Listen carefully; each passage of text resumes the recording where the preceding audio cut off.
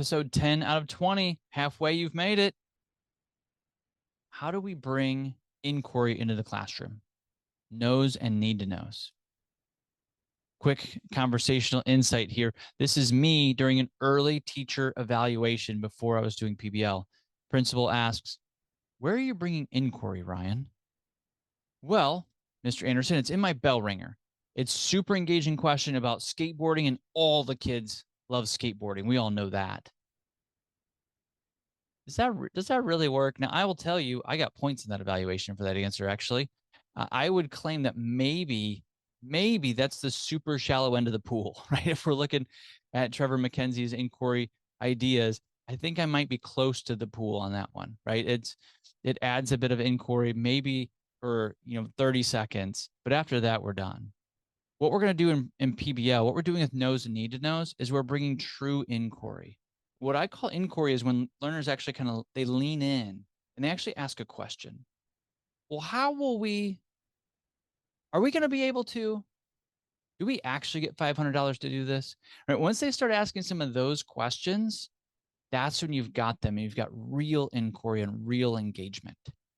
Every teacher can create a culture of inquiry and engagement by using need to knows. So the purpose of need to knows is, one, they're central to the practice. You're going to ensure that the learning lands where learners are. So I could do a full workshop on compound sentences, but what if the teacher before me just crushed it? Like, what if they all know compound sentences, like for real know it? When I usually ask learners if they know compound sentences, it means several different things. Some will raise their hand and say, and that means they could identify them. Some raise their hand and say, "I've heard that term before."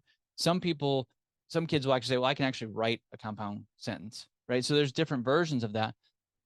So what need to knows do is they take it a step further and they say, "Well, let's do a 20 question quiz, right? Just a pre-quiz, and call it a need to know quiz, right? Like, let's just see what you actually need to know." And that's one version of need to knows, right? It's actually database need to knows is what we call them. And you're going to go through, and let's just say that I've got third period that for whatever reason, they all had Mrs. Rosenberg and she crushes compound sentences and they all ace it. I don't need to do that workshop on compound sentences. In fact, in some ways, it's insulting to do that. They've already learned that. So I do something different. At the same time, fourth period, apparently, I don't know, had Mr. Stoyer, who didn't teach compound sentences at all, and they need a total brush up. Well, guess what? That's fine, right? I'm going to, same database need to knows. We're going to take that quiz and I'm going to do that workshop. But what need to knows allows you to do is you're hitting learners exactly where they are.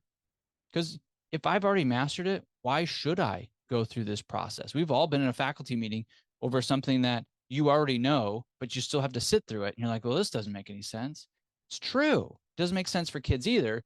So need to knows are going to be super specific. You also have a set of need to knows that are just learner queries. Like, they just have questions. Like, there was an entry event and a community partner, and now they're going to start asking questions. You say, what do you need to know in order to solve this problem?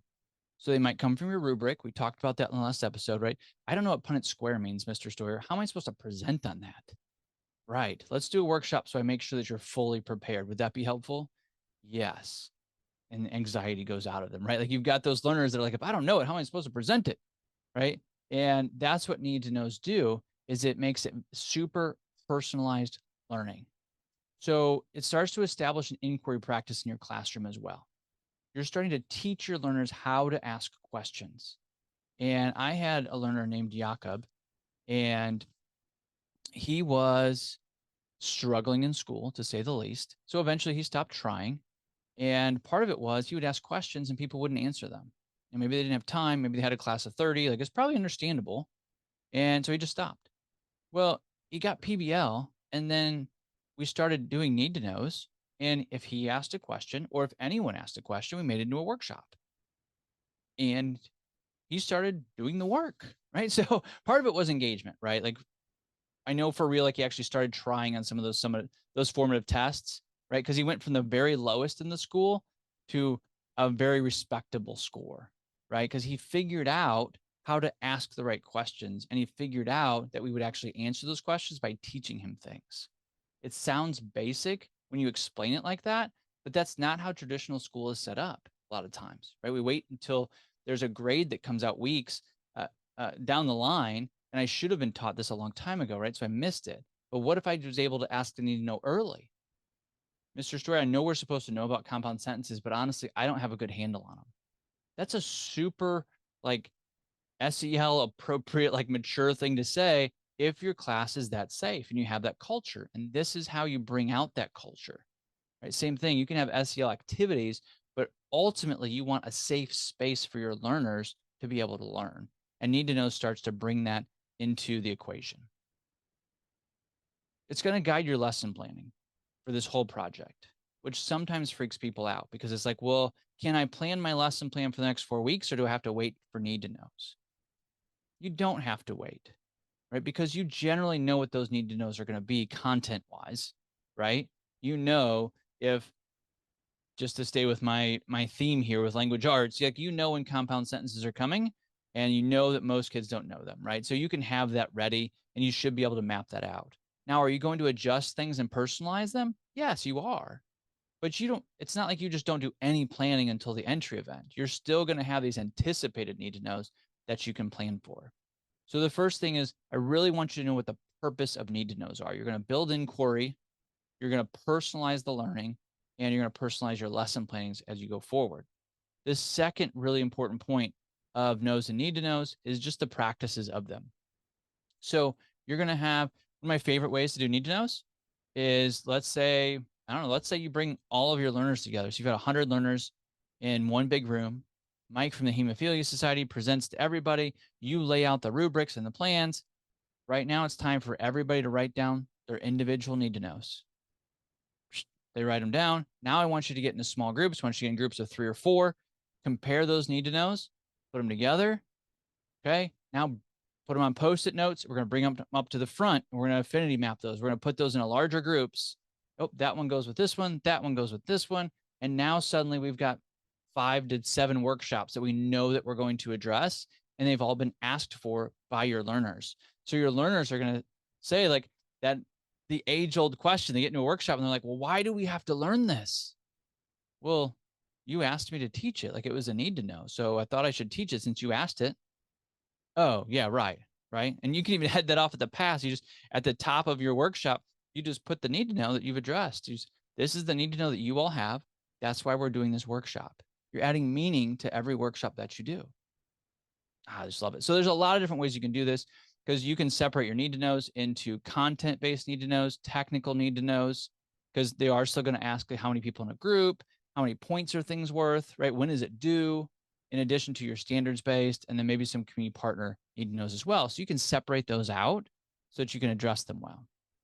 The third big idea with need to knows is just how empowering it is for students. You want to invite them into the process. Even the idea of facilitating the moving of need to knows is such an opportunity for them to work with their own learning. So if you've got a big chart paper over here that has all your need to knows on it, and we like to put them on Post-it notes. I should probably buy stock in 3M because we buy and suggest a lot of Post-it notes, but they're on the need to know side. And this is what we actually do in workshops over the summer. So like in a 3-day workshop, we take all of your need to knows, put them up on this big chart paper. And then as we do a workshop, we actually move them over to the know side because now we know those things. Now we know how long a PBL unit is supposed to take. Now we know how to get all of our standards in there. Now we know how to assess those standards in a PBL unit. And we move them over. What's really powerful is to have your learners do that. Have them start to move them over and they can see that they're learning. By the end of your PBL unit, the need to know side is blank and the know side is filled. Look at all the things we now know. We didn't know this 4 weeks ago, and now you do. You all are learning. In this class, we ask questions, we seek out answers, and we learn things. Again, it seems really simple when you put it in those kind of words, but if we're not explicitly saying and showing those things, our learners are not picking them up. They're just there to do their job, to put in their time and move on. So we want to make this whole idea of need to knows kind of a big deal, right? When you go and visit a PBL classroom of someone that's operating at a really high level, you're going to see inquiry at a high level and you're going to wonder, how in the world does this happen? It didn't happen because they got the right protocol. It's just days and days of transparency of the inquiry process and really honoring the questions that learners are asking and answering them as well as we can. It's an exciting process. So you've got an entry event, you've got need to knows. We're moving right down the line of lining up this PBL for you. So a need to know, the purpose, it's just central to your practice, right? We're trying to bring inquiry because that brings engagement and empowerment. There are definitely some moves around need to knows that you can get used to, but the basics are to use lots of post-it notes and chart paper, have all the need to knows that your learners can come up with. And then as you address them, move them over to the know side. It works remarkably well. The third is the empowerment of your students, to really include them in the process, explain the metacognition of what they're doing and how they're learning, from asking the question to researching to getting an answer. That is the skill and the process that will help them the rest of their lives. All right, we've got a new resource for you. The resource is PBL Simplified for YouTube. So there's a YouTube series, again, specifically for you, classroom teachers. If you go to pblsimplified.com, that's pblsimplified.com, you can sign up and you get a whole set of videos. So if you're looking to level up your PBL game, if you need short, engaging videos for professional development, these work. We know people use them that way. If you want to learn through proven stories, experiences, and expertise, sign up for the free PBL videos and ramp up your PBL movement. We're going to roll right into the next episode to see where rigor fits into PBL. Somebody's going to ask you if PBL is rigorous, and you should have answers.